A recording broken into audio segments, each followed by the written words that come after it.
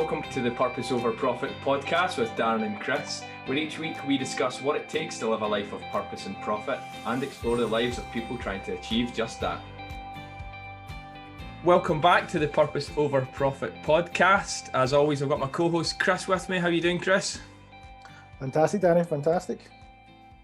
Yeah, and I'm delighted to welcome a good friend, actually, someone I only met maybe 3-4 months ago, Kirsty Raynor, who is just a wealth of different things, to be honest. Kirsty, it would be great to hear how you describe yourself. But you've got an advertising background, you're a social media influencer, you are a yogi, you're big on meditation, and mindfulness is this thing that's really kind of transformed your life over probably the last 10 years. But welcome to the podcast. How are you?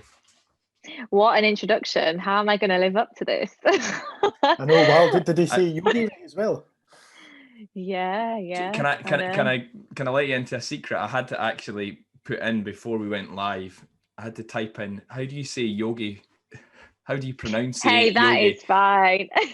I was like, is it yogi? No, that's Yogi Bear. But anyway, there we go. So that's how uneducated I am about yoga. No, don't be silly. Yeah, so I guess I can give you like a bit of a background to how I've got to where I am today. So I started working in advertising when I was 21 and loved it. Literally moved to London from Yorkshire, right? And said to my mum, I'm just going for a year. Like, I just want to experience London for a year. And then like 15 years later, was still there, loved it. Worked for incredible publications, really when like magazines were like in the heyday, I was at Hello magazine when it was the royal wedding, and just really like big, like monumental things. And during that time, I started to practice yoga.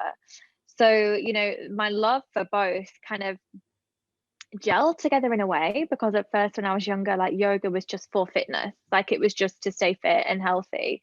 It wasn't really the mental or spiritual side of things. And then I got to 29 and I been working in advertising for all this time, and I just thought, like, is this really like where I see myself in 10 years? Do I still want to be doing this? And I'll be like slightly more senior, but like the goal, like, is this my goal, my purpose for my life? I wasn't too sure.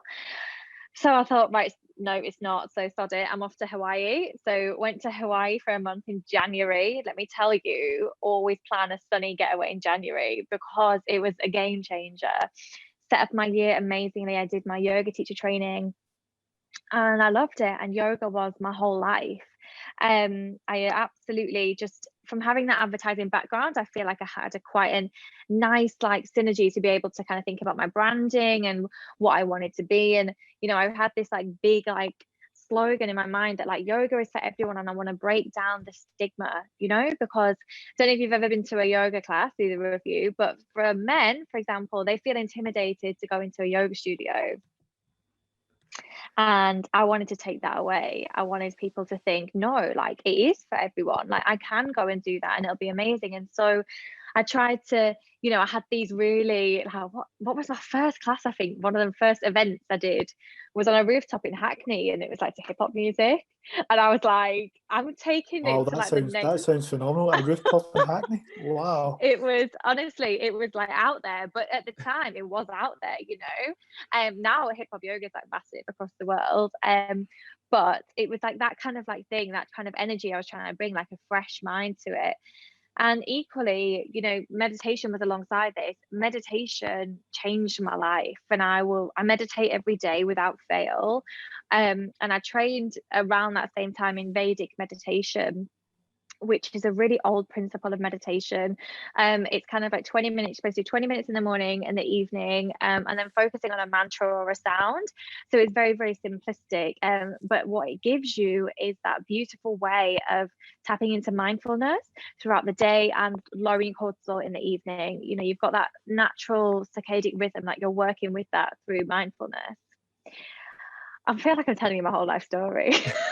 It's fantastic, honestly, listening to the fact you're a Yorkshire lass, went to London, then went to Hawaii, the opposite end of the cosmopolitan. I've been all over. Honestly, I'm like a mongrel. You're living up to the intro, Kirsty. So like, I think everyone's getting a feel. Yep, you've really done these things. So yeah, thank you. Yeah, so yoga was everything, and then I, for some reason, did a half marathon, which, like, I'm not a runner, each to their own, but like I didn't really train as well. So I had 6 weeks of training, ran a half marathon, ruined my hip completely. Then fast forward a year later, which was February, literally actually just over a year ago, I had hip surgery. And so I thought my recovery would be 6 weeks and I'd be back to teaching yoga. And there was like no way. I only started teaching again this year, and I mean just for like little small events or something with like brands. But it was horrific. And then obviously we went into a pandemic, so I couldn't have physiotherapy. So my recovery has been very slow, and I still have hip pain every day. But in a way, like, it was this beautiful gift, because it actually taught me, like, what is it that you really want to do and really want to show the world. And it wasn't actually about yoga. It was about the feeling that you can create for people and help them to like find their own power and their own way of like living their life that suits them, that I was discovering all the time. And so I trained in transformational coaching, and as well as my mindfulness work, I've trained in like the science of well-being, meditation. I realized that like I just want to work on mindset. So my big thing is working with people to break down blocks, barriers, and to really understand like what is at the crux of something, what is holding you back. And believe me, you can achieve anything you want. You just have to put your mind to it. So that's where we're at. And we've worked together before, and like I certainly see you in terms of bringing that incredible, practical element to what you do as well. There can be a conception, from a yogi meditation, it's quite fluffy, and people kind of maybe don't quite understand that. But actually, you incorporate that into your transformational coaching practice, your mindfulness practice, and you actually help people. There's a practical component to it there as well. You're obviously, we've kind of scooted past the Instagram following you've created as well, and the I guess family, I don't know what's the right word for it, but you've created this great community on Instagram as well over time, which has also opened some opportunities for you as well. Yeah, and it's really interesting that you said that, because it is community, like it's all about that. But I think the way and the secret for that is just to be authentic, and to talk about days that you struggle, because you're always the student, never the teacher, right? There's always stuff that we can learn. And so for me, there was a lot of elitism through yogis on Instagram that I saw when I first started. So, being a teacher and taking pictures in the most ridiculous poses, I don't see how that's inspiring to someone who's just starting yoga. They just feel intimidated or excluded, right? Like, I'm so glad you say that. Yeah. Especially for men who are trying to take it up. Short hamstrings. Yeah, well, even people see that, and you're right, the word authentic comes to mind. When you see something like that, you're never going to try and aspire to be that. You're either going to turn off straight away or never go back to it, actually, which is quite sad. It is sad, and it's so common as well. And so another reason for me playing, like, I'm obsessed with music. Darren knows this. Like, any course I do, I have playlists for like everything, because you sound so similar. When I do strategy workshops, I play like Led Zeppelin, anything else, Jimi Hendrix. Yeah, vibe going. Yeah, definitely. Yeah, exactly. It's all about the vibe. So I would take people on this journey. So I had like men come into my classes who had never done yoga before and got through an hour. And I'm not going to, like, it wasn't okay. We're not like upside down in these like horrendous poses, but it's fast paced. And now I'll put you through that, but because of the music, because I taught in time to music, you would breathe in time to music. Before you knew it, the hour was done. They were like, I feel amazing. Like, my head is like clear. And I was like, that is the thing that needs to get across. So I would share things like that, about music, or tips, or like, today I'm having like a really shit day and like my meditation was awful, and and try to be authentic in that way. I mean, I also treated Instagram like a job. So I made, I engaged constantly. And when I was growing my Instagram, it was hard because there was only like grid posts. Then I think, God, that's like That's showing how long I've been using it. Chris But there might wasn't not like even know what grid posts are, like, but we'll bypass that. We'll be here all for the next half an hour It explaining it to definitely him. does.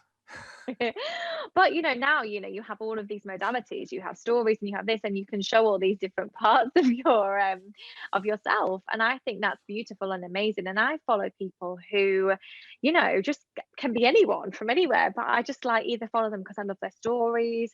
There's like a 88-year-old beauty influencer in America, and I love her, and I just love her. I'm obsessed with her. I follow her because I think, yes, like it's for anyone, and that's why I'm You constantly need to put working that in the show notes as well. Most people want to check that out and understand who this is as well. That sounds fantastic. She's amazing. Oh my God, she's amazing. She has an IGTV that says makeup not to scare your neighbors, because she says without makeup she scares them. She's amazing, yeah. But like, that's what I want to see. Like, I want to see authenticity. I want to see your personality. Like, I want to see your character. Like, show me that. And I know for a lot of people it can feel really, really scary. And I work with clients on that, to get past that. Like, what is holding you back? If you want to run a small business, the truth is now, like, you have to be able to show up, but show up in a way that feels good for you. So like, let's get to the bottom of that. And what does that look like for you? And I love that as well, actually, because I've done a bit of research, looked into your blog. I found fantastic. I had to look at some of your blog posts, and it's so authentic and real, because no, it is, because you mentioned the morning routine and you break it down so simple. I mean, I've got notes here that says, like, turn off your phone to airplane mode at night, try and take 1 minute in between either making a coffee or brushing your teeth, and just close your eyes. And it's really simple stuff. And even the ones that saying it's okay not to feel great, you really make it so simple for people, instead of these complex, like, get up at 5:45, brush your teeth, make sure you do your yoga, make sure you do this. It was just so regimented, and people get put off by it. Yeah. Well, also, like, I think I titled that, wasn't it, like a morning routine for people with a life or something? I remember like, because I was getting so annoyed, like all of my, not all of my peers, because most of them are amazing, but like some, I get up at 5 a.m. and I have this 2-3 hour morning routine, and I'm like, because your job is to be a yoga teacher and you're at home and you don't have kids. I was like, let's get realistic. Like, who is your audience? Do they have children, or do they have very stressful jobs where they have to leave at 7 a.m.? It's just unattainable things that have been put in the wellness industry, and most of it is all to market product, which is the sad truth of any industry. So yeah, I try to be authentic and realistic, and that everyone has ups and downs and ebbs and flows, and especially with women, working with women to understand hormones and surges, and when we feel different types of, like, how can I put it nicely, like energy throughout the month, but that's true, and that's fact. So there are certain times for women, for example, where you wouldn't want to be thinking about a business pitch or doing these types of things, because that's not how your energy is. So getting people to understand, like, there's so many levels to this stuff, and to your mindset. And if you have a bad day, like, that's just one bad day, like, let's move on to the next day. And just going back to, I guess, where you were at the start of, I guess it would be start of 2019, was it you had surgery, or was it tail end? Yeah. Sorry, 2020. No, 2020. Sorry, 2020. Yeah. It was just before the pandemic. But for anyone kind of going and looking for you on Instagram, you'll see you there in the surgical gown. You don't mind me saying this, like, pale face, like. But generally, this is not a shot that you would go, oh, this is an Instagram, like, influencer. Yeah. You've got this real authentic, element to it, in terms of you show up how you are, and actually everyone should, because that's okay. And I'm wondering, I guess, that period of, when you came back from trying to recover, the pandemic hit, you realized that, your recovery was going to take a lot longer because you couldn't get the support you needed. Was there anything specific you did to recognize, right, this is the direction I need to go in? I mean, you've launched at least 2 businesses I know of since then. How did you arrive at that? Was there a specific process you went through? It's such a good question. So because I meditate every day, like, lots comes up for me from my subconscious. So actually, it was a friend of mine. She's an amazing coach, but she had a coaching session with her, I think it was 2018 maybe. Yeah. And she said to me, have you ever thought about being a coach? And I was like, no, who's going to listen to me? I'm a yogi. This is what I do. Like, I love, like, that's just it. And this message kept coming up for me constantly in 2020. And I was like, there's got to be something in it. So I thought I'll just do a bit of research, and I found all different types of coaching schools, but this transformational coaching, and I was like, that's the business I'm in. Like, I'm in transformation already. Like, this sounds incredible. And the more I read about it, the more I was absolutely hooked. I just wanted to do it, and I just wanted to qualify. And I know that Darren will both be on the same page about this, but the coaching industry is not regulated. So you don't have to qualify to be a coach. But for me, I invest a lot into self-development, and I would never feel comfortable to ever work with someone who hasn't gone through that extensive training and understanding, and you don't just do the modules, you do hours and hours and hours of practice coaching to get to that stage, to be able to offer that thing for someone to really open up with you. So for me, it was about thinking in the meditation, this was coming up for me, but also like looking ahead at my life. Where do I want to be in 5 years? Where do I want to be in 10 years?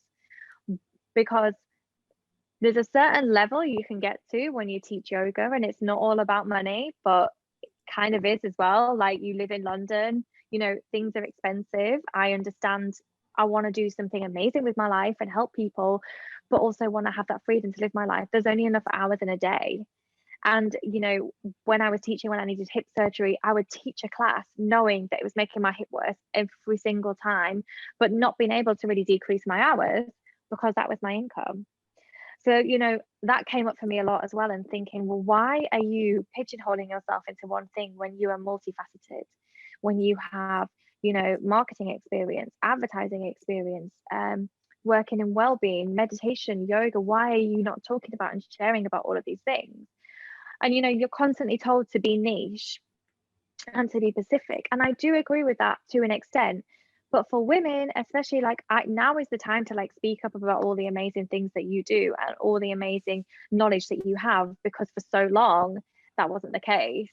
For so long we are told that we are only one thing and we will fit into that. And that's why, when someone will say, ask, what do you do? Like, that question to me is null and void. It's like, why do you do it? Like, why do you show up every day to do this? Yeah, it's not about the job title anymore. So for me, I was thinking to myself, well, I want to create this feeling, this transformation, like helping people find their inner power. Like, let's get their mindset set, ready to achieve anything. How can I do that? And what are all the different ways that I can do that? And that's where it kind of came from. And did that all come through your meditation? Because I remember I've seen one of your notes as well. You talked about when you went to Hawaii and you decided to give up the booze, give up everything else, and just focus. And then that's when the epiphany started to happen and what you wanted to do. And can you even talk us around the Hawaii moment? Because I'm still amazed that you went from London, the smog, the capital of England, if you like, that where everyone goes to kind of live their life and live the full-on life 24/7, to the world of Hawaii, which must have been glorious and beautiful. Yeah, God, I feel like you just know me. I think he's done more research. When Chris was telling me about the research he'd done, I went, mate, I don't know half of that stuff. Like, well played. Well, that's it. Branding and marketing and advertising, you do your research. That's it. Absolutely. Yeah, so I mean, I went to do this yoga teacher training course, which is 200 hours of yoga in Hawaii.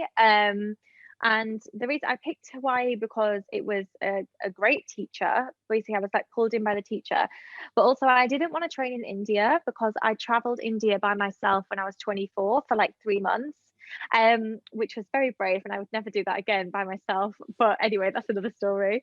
And so I was I kind of feel like I want to just go somewhere totally new. And then obviously I went there, and it was, you have 2-hour practice at 5:30 every morning. So for me, I gave up caffeine, was vegetarian, gave up social media, a game changer for that month, let me tell you. And I obviously wanted to share all this stuff, but actually it was oh my God, I was so just focused on myself and didn't drink and really got into it. So, the postures of yoga is just 1/8 of the limbs of yoga, as we say. So there's so much more to tap into. So you need to be clear-minded for that.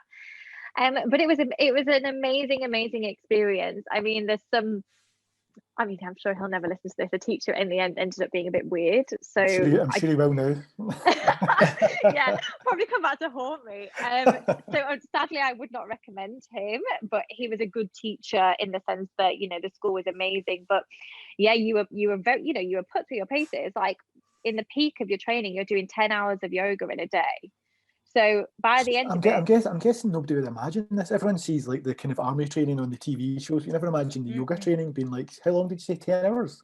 10 hours in one day, and that's physical. Most people don't work that like that. They wouldn't work sat at a desk doing a non-physical activity for 10 hours, let alone.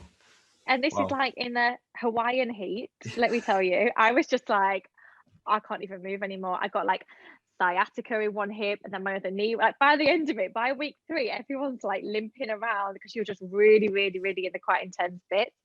But it was amazing, and I was so proud of myself to do it, you know, to leave my job, which I had a great job. I used to work for Stylist and Shortlist magazines at the time when they were the ones to work for you. It was amazing. And then I was just like, okay, bye, I'm off. Off to Hawaii. Is that because I've worked with the advertising companies down in London before as well, and there is such an energy and vibe, but you're pretty much always on by the feel of it. I mean, you can be contacted at any hour as well. Did you just feel that there was a burnout position, or did you just feel you wanted something different? How did you feel at that point? Yeah, it's really interesting because I'm quite high energy. Like I quite thrive off that energy from people, like that environment. But it just, again, like thinking long term, I didn't see myself there in 5 years, and I just thought, if I don't do this now, I'm just not going to do it.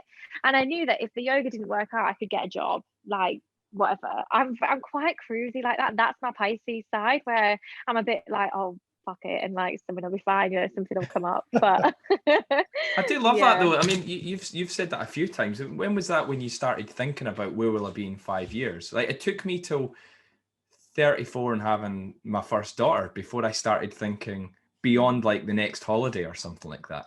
Like, and it feels like it's something that you've naturally had from such a, you know, young age. Yeah, exactly that. Well, behind, you know, I am strong to an extent, but also a very sensitive person, and always have been. So even since I was a child, so it really, really, really does come from that, and constantly like I'm a worrier. I'll worry about things, you know. So, and I wanted to be able to look at my life and have control of where it's going. So even if it doesn't work out amazingly, or, you know, the yoga business fails or this fails, but at least I've done it and I've had control of that. And I felt like when I was working for someone else as well, you know, you had control to an extent. You know, I had an amazing job title. We don't talk about them anymore, but had done very well for my age. And it wasn't necessarily about that though. It wasn't about the money, because the job satisfaction just wasn't there. You know, at the end of the day, I was like, it's just advertising in a magazine. Like, it's not life changing, you know? And I wanted to do something to help people change their life. And we do have to caveat that for some people out there, it is life changing at the moment. But no, it's fantastic. People are loving it. True. And in that environment, you can become so involved in that environment that you can't see past the following week. So being able to take stock and look and then consider going to Hawaii instead of India is just a phenomenal story and inspiring for many people to listen to. But this idea, I guess it's a blessing and a curse. It sounds like you're saying it's been something you've been strong because you wanted to be in control, but that's kind of driven from this feeling of kind of worrying around like, is everything all right? You know, what should I be doing? So you've kind of got it on both fronts. It's not just a strength. It kind of can also be, you know, it's driven from a point of, like I guess vulnerability for you. But, you know, I always say you can't be confident without being vulnerable, right? Like, how can someone be a fully confident person if they're not vulnerable enough to show their whole self? So, you know, without having that aspect of you, I often think, is it just a facade? Is it just bravado that people put up? And actually on the inside, they probably need that. But it's very easy to be too guided by your vulnerability and get into your scarcity mindset. So I had that as well. Like when I was in advertising, you know, don't get me wrong, I literally loved it. Like I had the most fun. I mean, I had the most fun ever. But, you know, it was like, I was scared to leave as well. Like, I'll be honest, you know, it wasn't an easy decision. This was a big, big decision for over a year. I was very scared to leave and I was worried about what to do. But without the fear, like, do you go to the next level? Do you know what I mean? Do you push yourself, or are you just floating there? I don't know. You know, for everyone, it's different. Were you practicing yoga before, or was it a case of like you said, I've kind of had enough of this. Fuck it, I'm off to Hawaii. Like, or was there you'd said you'd been thinking about it for a while, but had you been practicing yoga? Had you been training yoga even on as a side gig? How was Yeah, I that? started yoga when I was 23, so I didn't train to be a teacher till I was 29.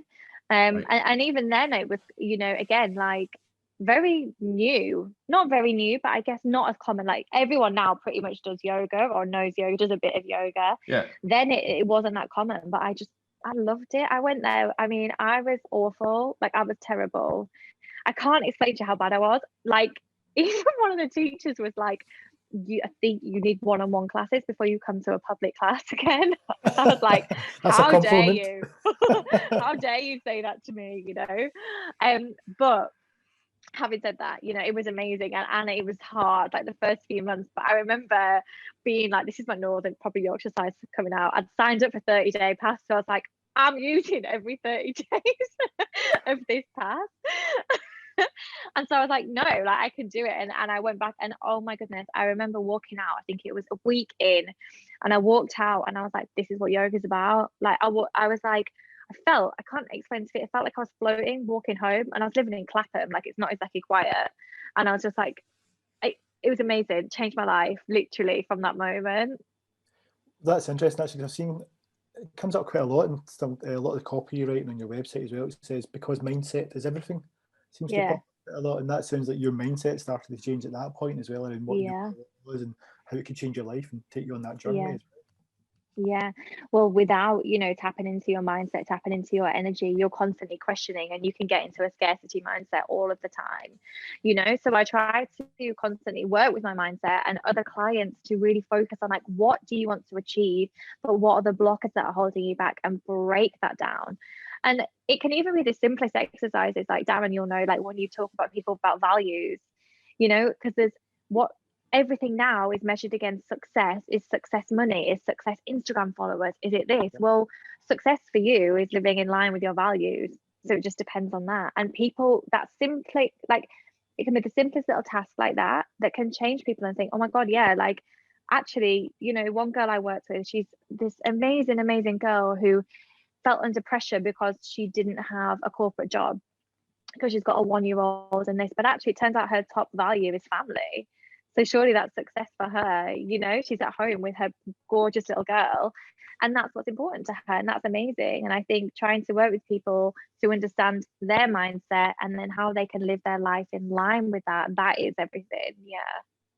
So much in there in terms of this concept of duality that you mentioned, like confident and vulnerable. Like you can't be confident without vulnerable, but also this self-care piece about like it's success can only be defined by you. And the problem is we're all, not all of us, but society is generally looking at how is the external world defining success for me, and therefore I've got to kind of try and fit myself into that space when it's just not a natural thing to do. It took me certainly way too long and way too many years that I think to recognize that, and certainly, you know, I share a similar passion to try and help people understand that, but as early as possible, really.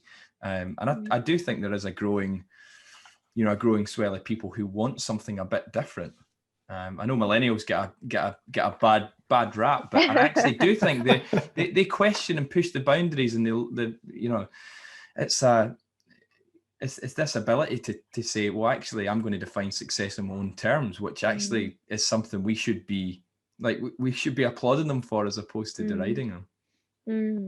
Absolutely. And I think also it's very, you say, you know, not to get bogged down with exterior, but like you open your phone in the morning and you are bombarded with everything and everyone's life. And so, you know, what I talk to people about is just setting really, really healthy boundaries around all that stuff and trying to pull away. You don't have to be, I know some people can be quite drastic and like unfollow everyone and hide away from the world, but actually like then you put yourself in the scarcity mindset, right? You want to welcome that in, but like know that take a moment, take a break. That's not your life, that they're not affecting you. I have this phrase that I say to people, like if you see something that triggers you slightly, you say, good for you, same for me. And you bring that back to yourself. Yeah. Every time I see that, or I see someone do something I wish I'd done, I'm like, good for you, same for me. That will happen. And you just relieve that pressure. And that reminds me of, is it called negative biases? Is that what you call it? Negative biases. So there's a fantastic piece on BBC Bite Size where my children were watching it in meditation and well-being. and that popped up because my daughter's got this kind of negative biases. We're trying to change that mindset slowly and help her and support her. But in that kind of world where you're constantly evaluated, even from the younger model, then you're going into that model of social media, it's quite a hard world to live in.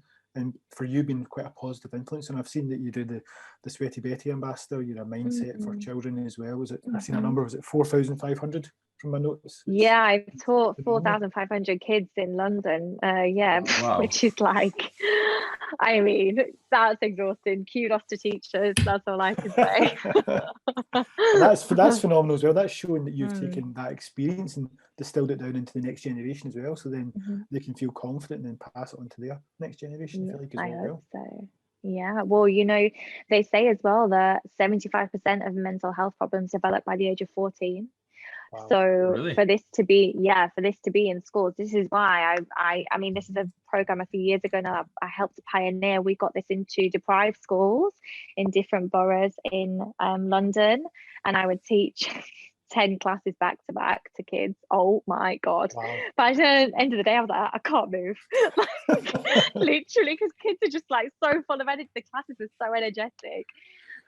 But for me, like seeing kids with ADHD meditate at the end was like little 4-year-olds. I'm like, this is what it's about. So it was amazing. Yeah, it's almost like normalizing behavior that was never, it hasn't been normal for me growing up. There was, I don't think there was any element of kind of just taking a breath, taking a moment and recognizing where you are and who you are. And it has been something that I've seen definitely coming over the last few years, which is, it has to be a healthy thing, because growing up's harder. Obviously I'm biased, but growing up in a school just now must be way harder than what it was when I was at school. All the extra things that we've got that are to make life easier actually create a lot more distraction and potential, online bullying. And it can feel like there's no escape from it. Totally. Well, that's it, isn't it? They, we used to finish school, then finish school, right? But now they finish school, go home, get bullied online, go back to school, get bullied, like just that constant cycle. So sad. Yeah. So I wanted to talk a bit about the other businesses that you do as well, and just how they came about. So the corporate work that I do is really, really interesting. And I think when I work with my coaching clients, they have this like big block against like working with a company, right? But actually, like behind all these big companies are just people like us who work there. And so a lot of the time I've like literally met people. So I did a meditation on a live podcast.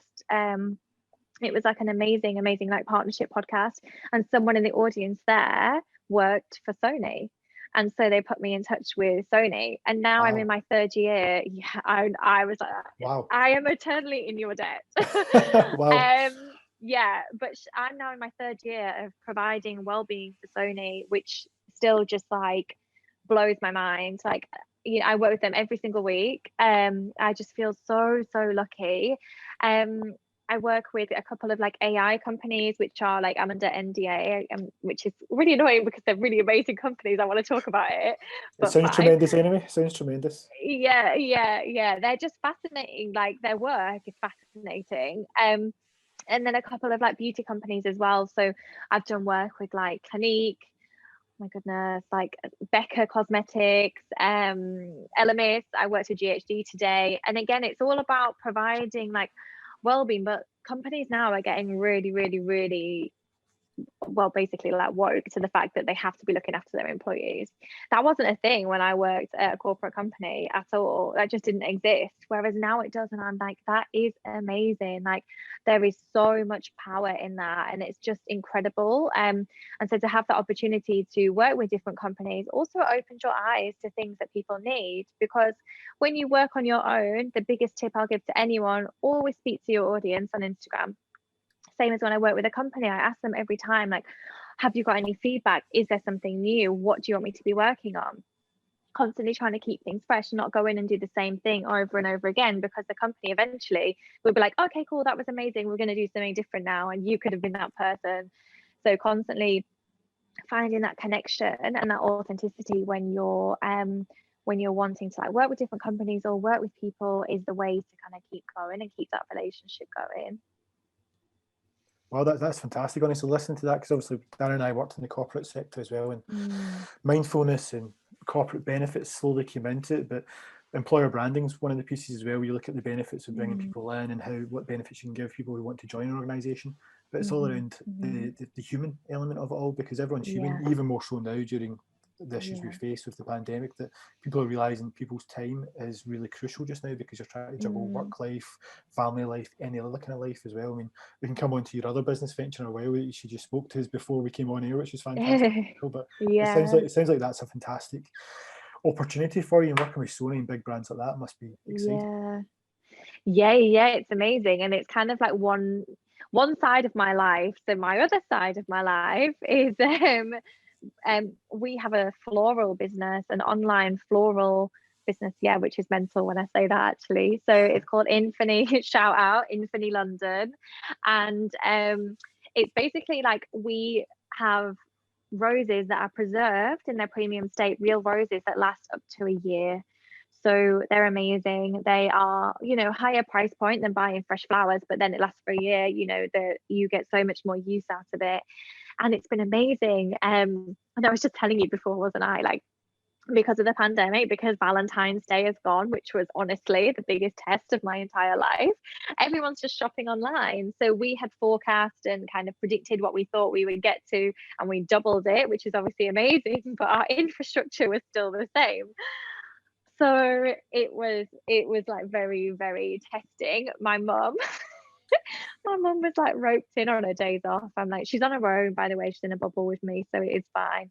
But I was like getting her in, like she's doing like stock take constantly, like trying to keep up. But it's amazing. And again, like I never used to talk about this business, and it's been around for a while, but I used to think I must keep them separate because they're not linked, right? Like this is all about well-being on my page, and mindfulness and yoga, and I can't really talk about that business, when actually, like I talk, like there is so much power, and especially for women, to be multifaceted and to have different channels for you to invest in and for you to work in. Because if something doesn't work out, say yoga was taken away from me, that's fine. I've got all these different places that I earn money from. And not that it is all about money, but like you have to be able to set up your life in a way that helps you lead the life that you want to, and the place you want to get to in 5 years, in 10 years from now. And so having a product-based business is something that I love. Products and service are totally different. Oh my God, are they different? But it's amazing because my day is so diverse. Now, without working on my well-being and working with other people on their well-being, they wouldn't be able to have, and I wouldn't be able to have a business and be able to work under that pressure in the way that I do. I truly believe they go hand in hand. I truly believe the minute you look after your well-being, you come back to yourself, you understand meditation, mindfulness, what you need, you can achieve any task you need to in the day. And don't get me wrong, it doesn't mean that we're all zen all the time. Like I have days where I'm like screaming at suppliers or like, under pressure, but actually then I'll end my day with my mindfulness practice, and then my day's good again. I can take that control back, So I think they go hand in hand now, and I'm kind of like Darren said, like not really afraid to talk about both anymore. And if people don't want to follow me for that or don't want to see that content, then that's fine. But this is my life, and this is kind of what I do every day, and it's nice to be able to share it. Yeah, I mean, you helped me with that, I think, before Christmas when we had a session together. And there was this element for me working with, being a coach, but also being a property investor, and somehow feeling like those things needed to be separate. And it is actually so strange. I'm probably sitting 2 months after that, and I do a lot of coaching with property investors. So I haven't lost any of the sort of transformational coaching component. I work with most of my clients mainly to start with. They come thinking they want information and actually end up, it's less about the information, more about the transformation that actually takes place, the mindset and mindfulness being a part of it. But yeah, you were always so clear with me about that to say, no, look, it's part of you actually bringing those things together as a strength that's being divided and, pigeonholing certain components of yourself isn't actually, you're so much stronger by trying to bring all of that stuff together. So yeah, thank you, I guess, for that. But it was just something that came up for me as you were talking. It cast me back to before Christmas. No, I remember we did like a 2-hour coaching session, didn't we? And it was awesome. We got so much done. But again, like that comes from when you become self-employed.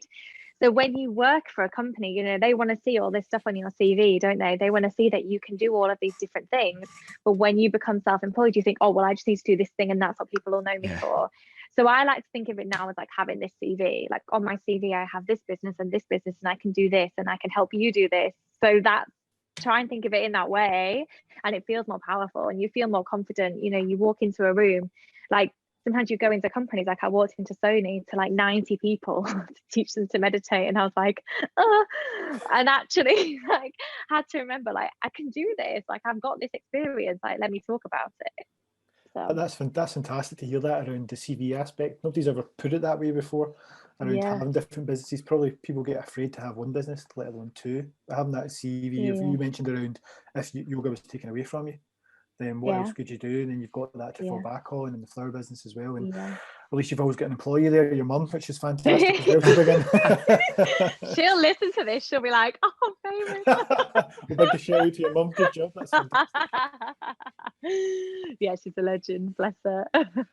So I guess as well, obviously the podcast is called Purpose Over Profit, but how would you balance that? What's your viewpoints on the Purpose Over Profit piece? Because it sounds like you've got multiple income streams coming in, or projects as well. How would you think that? Yeah, I mean, I always say that, you know, we talked about this before, I think, that I never ask somebody what they do, I ask them why they do it. So like that for me is kind of like what that means, you know, finding your purpose, why do you do this, will shape all of your life, you know, rather than say, oh, I work here because I want to kind of earn this money and that's what I want to do. And I understand that, like, I'm not trying to, like, anyone who works for a company, I'm never saying that being self-employed is better, because believe me, there's been many a day when I have thought, sod this, I'm going back to being employed, I can't deal with it. But for me personally, in that time, I wanted to change, but don't get me wrong, like I was scared to do it. So finding my purpose, and keeping that vision, that's what keeps me going every single day, knowing that actually I am creating this change, creating these businesses. You know, eventually the goal would be to sell one of the businesses, to sell the floral business eventually at some point. That's the goal, do the next thing. I constantly want to be creating something that's almost like a legacy. And so for me, that means more than financial success, you know, constantly like, yeah, you know, you work well and you do okay, but if you're solely driven by money without your purpose, are you living a fulfilled life? Are you living a purposeful life? I would question that a lot. It's very easy to find well-paid, not easy actually, especially not now, but it could be easy to find a good job, you know, for around about what you're earning if you're self-employed, but do you get the same satisfaction? And I just don't know. And that's how I look at it. And for me, my purpose is to help people to work on their mindset, to create something amazing, create your own small business, you know, create your own way of life. Even if you have your business on the side, but it's something that you're truly, truly passionate about, how amazing would that be? So for me, that's what it means. That's lovely, and I think that, you know, you won't get any arguments from us here. It made me think about this element. I think it's something like Jim Rohn talks about: arriving at a future in say 5 years. Arrive at a place that you've created. Don't just stumble upon the next 5 years as an extension of where you are just now. Go and like be purposeful and go and create that. So with that in mind, I guess what's next for you? What are the next sort of 5, 10, 15 years? Where would you like to see your kind of your life move towards? I knew you were just going to ask me that. I literally thought that is where the next question is going, and I'm not prepped. There's me, like, I've always got a 5-year plan, and I'm like, I don't know what to say. No, I'm joking. Well, I guess as well, you've been honest enough to share that your previous experience changed start of last year. So new business model as well. So that's yeah, exactly. I mean, for me, so as well as saying, you know, I have this work and I do all these things, I just want you to know, apart from Valentine's Day, I'm not as busy as people would think I am, and I do that on purpose. Like, I live by this this book called Chillpreneur, who's like, work smart, don't work harder, don't sit and work all the hours that you don't need to. I used to feel so bad if I wasn't working all the time. I tell you now, I dip in and out of work, and I am obsessed with watching YouTube vlogs. Like, I'll watch people all the time, and it could be at 3 o'clock in the afternoon and I don't care. I'm like, well, I'm doing what I need to do. Like, I delegate. Oh my God, delegate. What's your top vlog? I can't say that. It's like so. I'd love to know. I'm like really outing myself now. There's a girl called In the Fro, Victoria McGrath, and I just love her vlogs. And I just think she's so kind. She's a massive advocate of small business as well. But anyway, we totally digress. If you're still listening, well done. But yeah, so for me, what I meant by, like, you know, I do delegate things, and I kind of never used to either. I used to be really, really afraid to let go of control of anything. Whereas now I have worked with an agency who work on the social side for Infinity, advertise, like all of these things are delegated to give you more free time to focus on the purpose and the vision, right? It's to create, you know, what do you want to be creating next? Like, I am a creative person. I love, like, what's the next thing that I can be doing? So in line with that, I also want to create a life that is important to me in the way that it's not based all around work. So I want to have like a family in the next 5 years, you know, have businesses that are running, that things just happen, be able to do the things that I want to do. So I adore my wellbeing work. I can't explain to you, like, I get paid to work with companies to do something I love, and it's incredible. It just blows my mind still, and I'm so grateful for it every day. And I want to be able to do that every day and not feel bogged down by other things, and then be able to have a family and focus around that.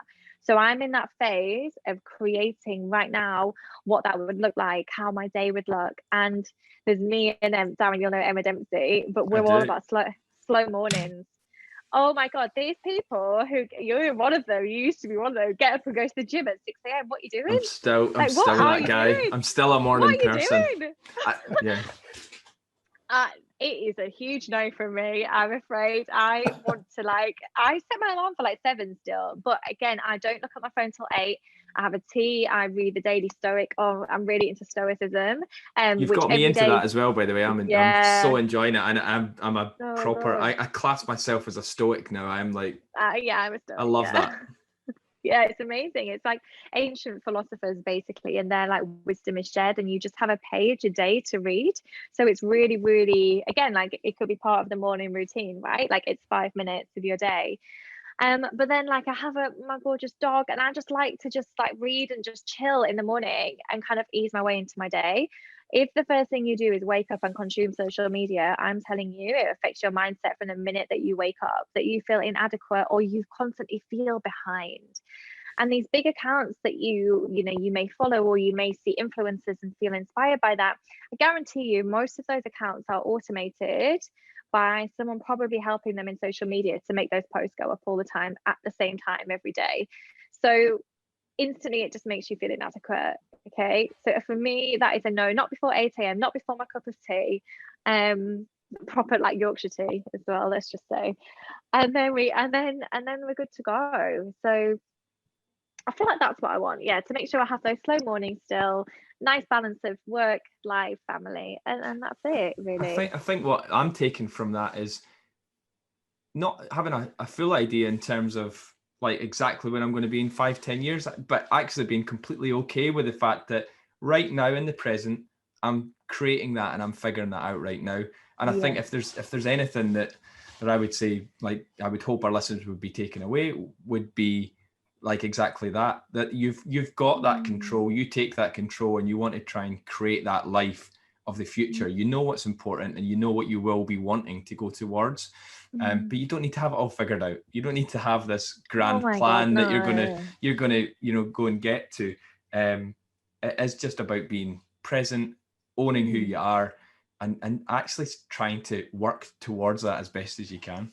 So I love all of that. Absolutely. I love the fact that you called out the fact that you don't have to get up 6 in the morning, and do the gym session. No. Just live life how you want to live and just enjoy it, and just avoid the social media, because you're right, that can be the biggest threat to mental health straight away. So fantastic. Absolutely. Yeah, I think so. Well, look, I think that's a fantastic place to finish the podcast. So thanks so much, Kirsty, for coming on. I know we're going to be catching up later to do a live. And I think we're going to do a live meditation as well. What would be great, I think, if we use that and we can put this on to the end of the episode, actually, would be great. Of course. Rather than do 2 meditations, but yeah, I've learned so much, else from that, but there's so much depth to some of the concepts that you've been talking about through there that I'm sure our listeners will get. So yeah, thanks so much. No, thank you for having me. It was a pleasure, and I think it was really thought-provoking. Your questions were amazing. So yeah, if you enjoyed it, come and say hello. I'm always around on Instagram, not in the morning though, but later. Yeah, sorry, and I should have said that. That's not a nice place to finish. How can people find you, Kirsty? We'll put everything in the show notes. Oh yeah, good point. Me and Chris are still figuring this out. Yeah, so my Instagram's probably the place I'm there the most. It's just at Kirsty Raynor. It's just my name, and then my website is the same, just at my name. So come and say hello, and yeah, hopefully we'll connect. Fantastic. Thank you very much, Kirsty. Great speaking to you. Thank you, guys. Yeah, thanks so much. Bye. Bye-bye. Bye. As always, thank you so much for listening to the Pop Pod this week. If you'd like to leave a review or share the podcast with others, then that'd be awesome. You'll find us on Instagram at the Pop Pod, and on Facebook we have a community group called Purpose to Progress that anyone can join. And we'll be back every Monday with a new episode, but until then, stay on purpose and we'll see you next week.